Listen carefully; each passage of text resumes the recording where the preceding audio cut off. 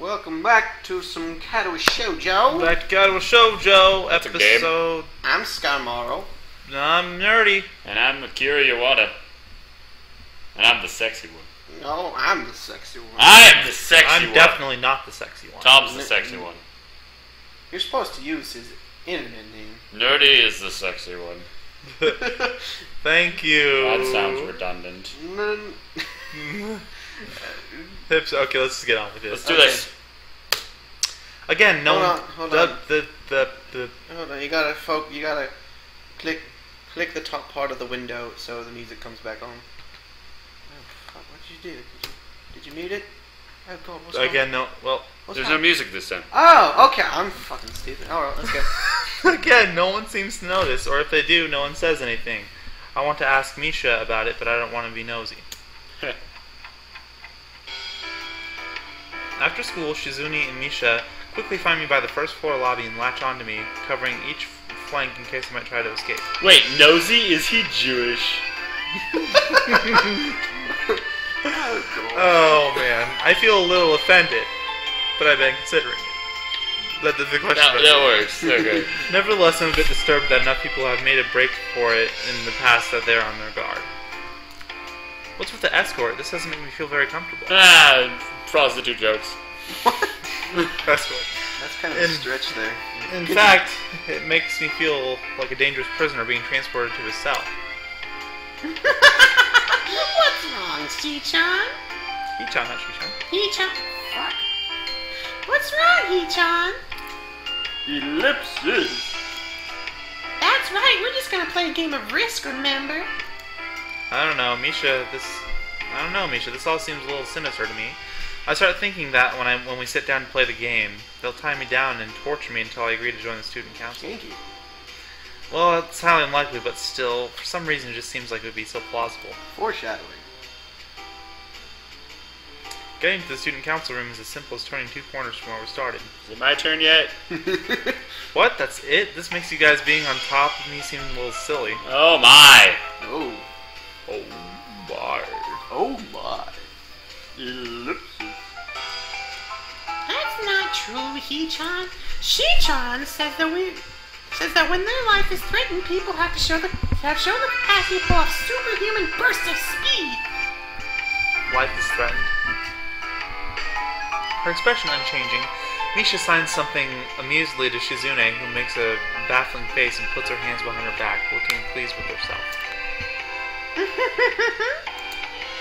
Misha feigns deafness and hums cheerily. Stop that, I know you heard me. You have no excuse, unlike Shizune. Shizune opens the door to the student council room. It's a very plain, sparsely decorated room, although it is quite large, maybe even larger than a classroom. There's a big table in the center surrounded by chairs and a smaller desk prominently placed in the back that I assume is Shizune's. There are a few regular desks and chairs stacked to one side as well. Extras, perhaps?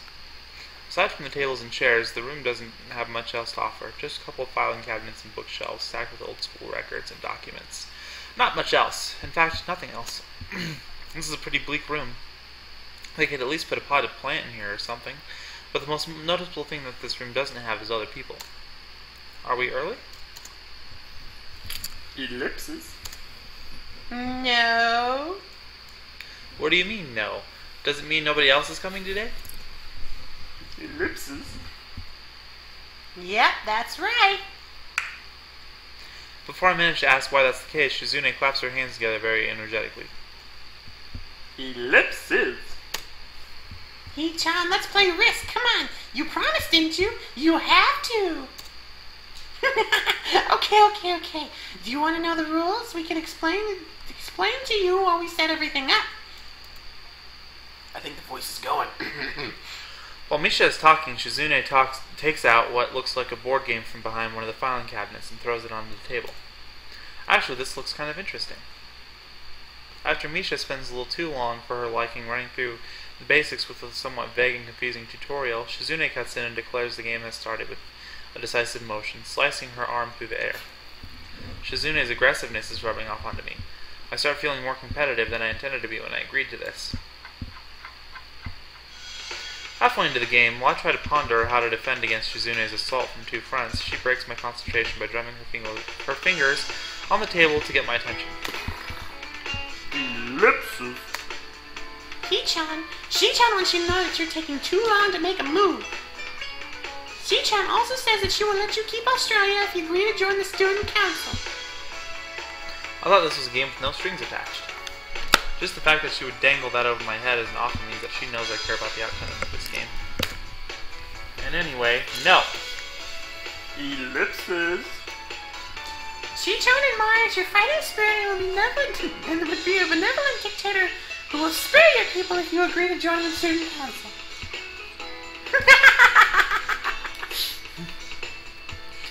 You're so competitive, Shizune. She seems to take this as a compliment.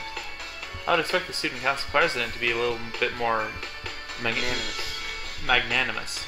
You didn't even let him try. That's me. That's you. Magnanimous? She doesn't seem to know what the word means or how it's signed, so she pulls out a piece of paper and writes it for Shizune, who in return signs it back to Misha. Misha presses her index fingers against her temples as if trying to physically imprint the word into a memory. Ellipsis. Suddenly, Shizune bursts into a flurry of gestures. Misha looks daunted by the pace of her heated signing. Oh wait, please slow down, She-chan. He-chan, She-chan says you're going to lose. Tell her I will crush her world empire with my rebellion. Okay. Those eyes of hers shine with childlike mischief. Ellipsis. She says you have no chance if you keep playing like this. No, you won't. That's my... She says you have no chance if you keep playing like this. No, you won't. Alright, what is it, Nerdy? What's the choice? What is it? It's a tarp! Smarter to play defensively here. It's likely that she's just trying to psych me out. Looking at the board again, I have a pretty good defense set up, and I'm not going to wreck it doing something reckless. That's redundant. A few turns later, I lose the game anyway. Shizune adjusts her glasses victoriously and allows herself to tentatively pump a fist in the air in celebration. Ellipsis. He-chan, you lost when you allowed me to take North America. I mean, She-chan, not me. Ellipsis. Getting control of North America is ambitious because it provides a 5-army bonus, but you can attack it from 3 fronts, so you must defend them all. Ellipsis. I thought you'd have more guts. How disappointing. Ambition, He-chan. Your play needs to be more daring. Ambition. Ellipsis. I was really excited when you took South America, but then you switched to playing defensively just because you gained a small advantage. That's no good, He-chan. You didn't take enough risks, and when you did, you didn't follow through. That's terrible, He-chan. Excuse me. Well, that was sexy. I just creamed my panties. Oh, God. Anyone else got a boner? Yeah.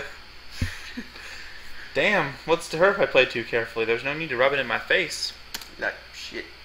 Ellipsis. I wonder if you'd be any good for the student council.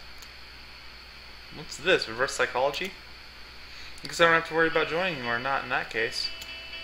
Ellipsis. Getting up just like that? I expected more of you.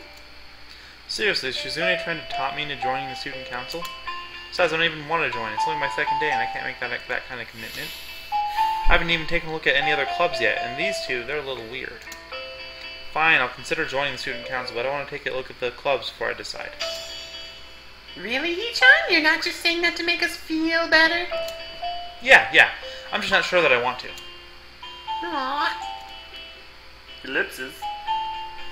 Okay, He-chan, but we're not going to give up so easily. You said maybe. There's still a chance you'll come around.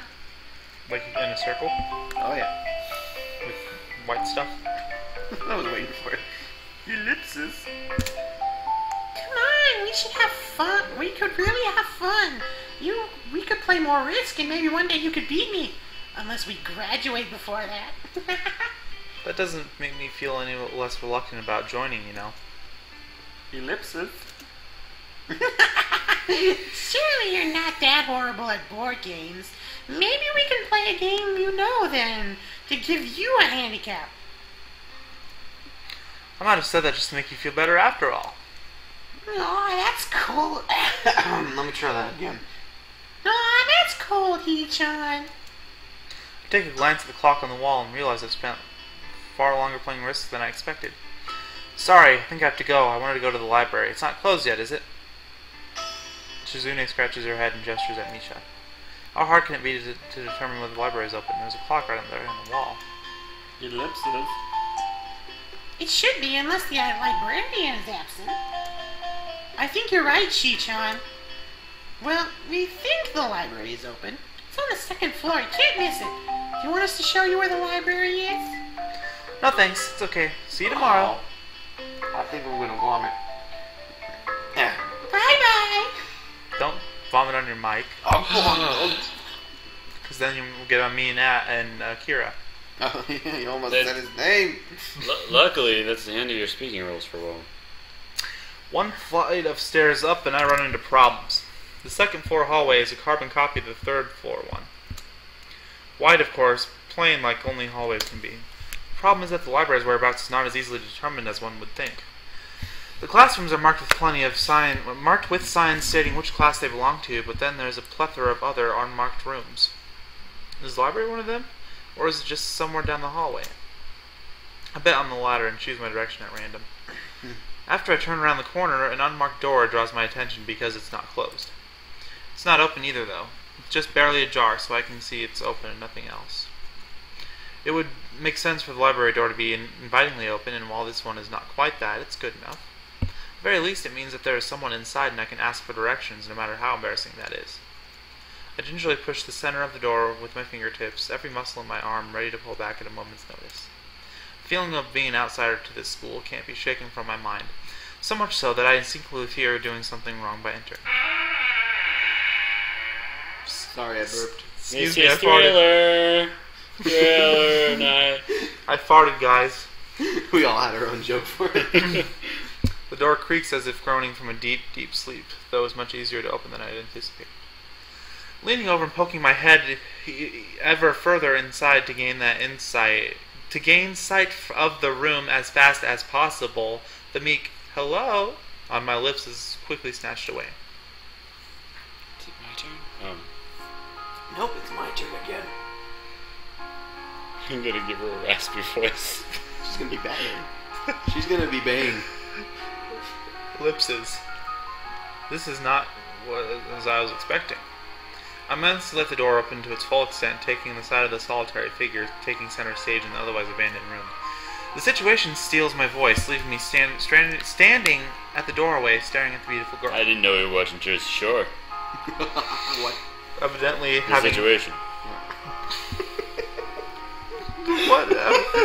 Oh my god. Oh, you retarded. Continue. Evidently, having taken her time to assess that guy from the Jersey Shore, the girl gently puts down her teacup and opens her eyes, but doesn't look at me. Hello there, may I help you? Staring directly in front of herself, the movements of her lips seem to break the silence rather than the words. However, it's the soft, measured voice that reminds me she's being separate from the room itself. Not only is she likely the tallest girl I'd ever laid eyes on, but among the foreigners I've met, she's strikingly distinct. Hi. Sorry for intruding. I was just kind of lost. She takes a moment to formulate a response before speaking. Every action she takes feels as if it's carefully choreographed beforehand. Care to take a seat?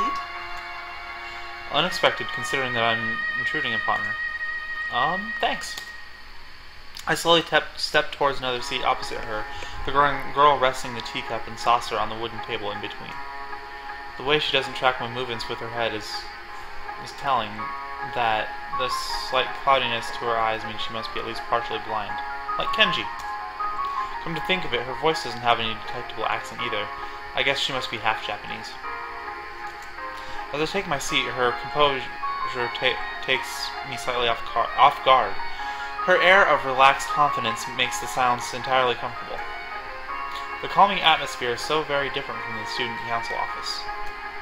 I take it you're the new student to Yamaku.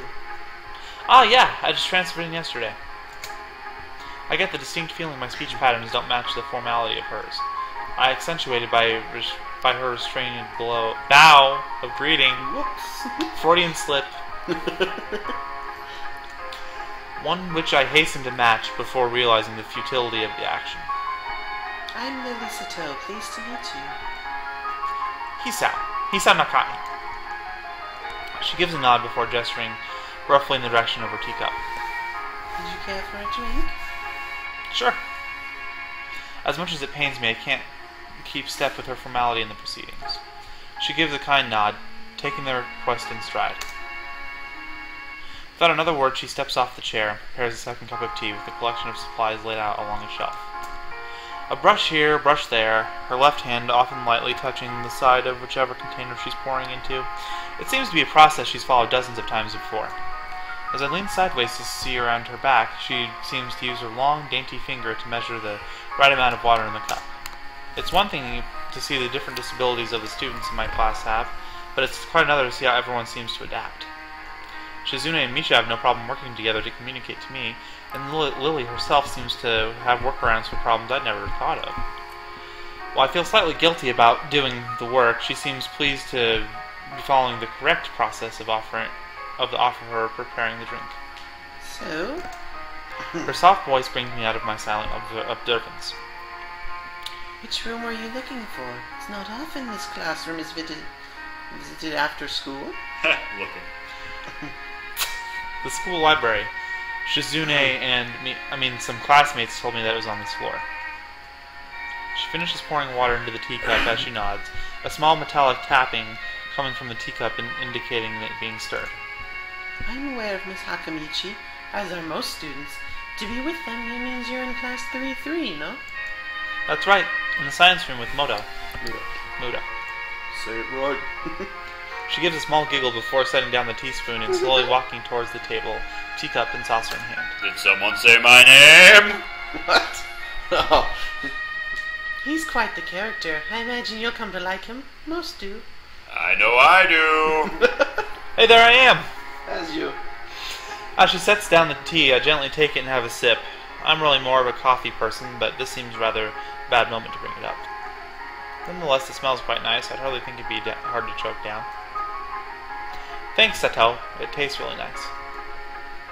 She smiles and quickly waves her hand in front of her face. Lily, please, no need to be too formal. She says this in spite of her exceedingly well-bred speech. Oh well. I guess I should try and ask her about herself, as it really does seem as if she's catering to me. So which class are you from? I imagine it's one of the third-year classes. Correct. I'm in class 3-2, which is on the third floor, same as yours. It's taught by Miyagi, and specifically for both blind, partially students, and ones trying to learn Kung Fu. I see. Sorry. I feel like slapping myself for the faux pas. Looking at her face, though, she doesn't seem the least bit put off by it. My, there's no need to change your speech on my account.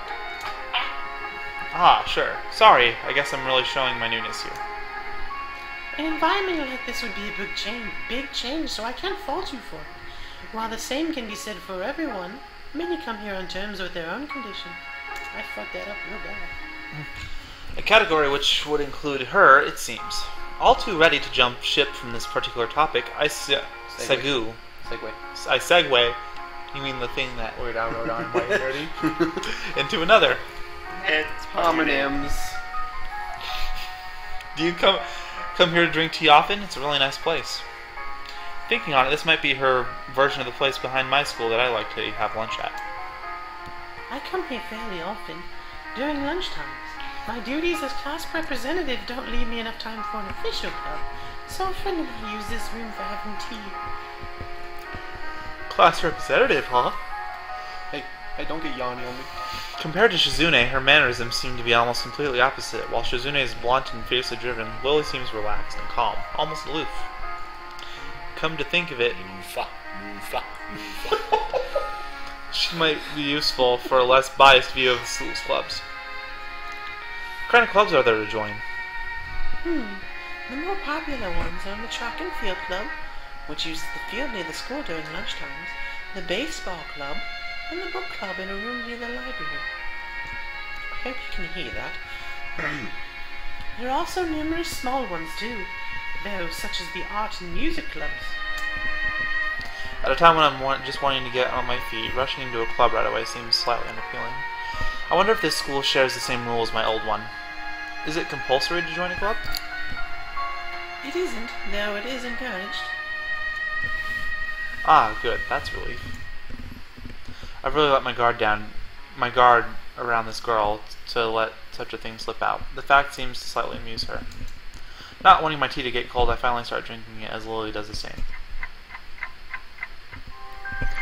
As I look over to the window over her shoulder, I notice the light coming into the room as a distinctly orange tint. Even here, time doesn't stand still. The time's gone quickly. Sorry? Right, she's blind. Of course she can't see the sun setting. It just looks like the sun's starting to set. It seems to come as a surprise for her. I guess she must have lost track of the time. Sorry, Lisa, I didn't mean to keep you from your library so long. I quickly moved to allay her concern. No, it's okay. The library's still open, isn't it? She pauses, takes a moment to think on Why it. did the music get so loud all of a sudden? I don't know, it's loud. It's probably something I should have asked Shizune when I had the chance, but Lily seems more likely to know in any case. How do blind people read clocks? True, it isn't open until 6:30 during weekdays. A quick glance at my watch confirms I have well enough time to get there. I might get going in that case. It's been nice talking with you, Lily. She smiles and gives a deep nod, her hands still neatly folded on the table in front of her. It was my pleasure. Pleasure. Oh, come to think of it, shall I show you to where the library is? I could possibly ask for more help. I should be able to find it alright. Well, unless my navigational skills fail me, which I seem to have a habit of doing. You should speak louder. It's alright. It's alright. I was going to the What? It's alright. I was going to be talking to the librarian there in any case. I could introduce you. This gets better and better. It's pretty hard to deny her offer. If you're sure, then that'd be great. Thanks. As she stands up to follow me, she takes a hold of a straight, retractable cane that has been slipped to the handle of her bag on the floor. Compared to the cane the boy in my class had, Lily's looks much more thinner and longer. His must be for support, whereas Lily's is for navigation. Together we leave the peaceful room and enter the empty hallway on the way to the library. Side by side, my pace carefully slowed to match hers. We slowly walk through the hallway. It doesn't take us long to arrive at the door to the warm-looking room, apparently situated in the center of the floor rather than either wing. Ladies first. She gives an appreciative smile at the gesture of taking the lead as we file in. To the left is a wooden library counter, with the library proper being on the right. It easily dwarfs my old school's library, with the distinct smell of old books giving the place an almost old-world air. There doesn't seem to be a lot of students here. Considering the time, it isn't a big surprise. Everyone's probably either in the school grounds or the dorms. Yuko, are you here? We should probably stop. It's 22 minutes. Alright. 23. Should have stopped before the library. Yeah, we probably. Alright, let's pause that. Pause that. Pause it. Bring up the debut.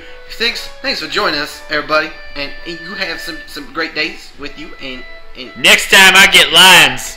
maybe. Maybe the hero. And we turn the sound down. Oh, you get to be Yuko, don't you? Yeah. That's great. Spoilers, because I haven't seen it. I don't know who this people is. Okay. And And See ya. you stop. bye.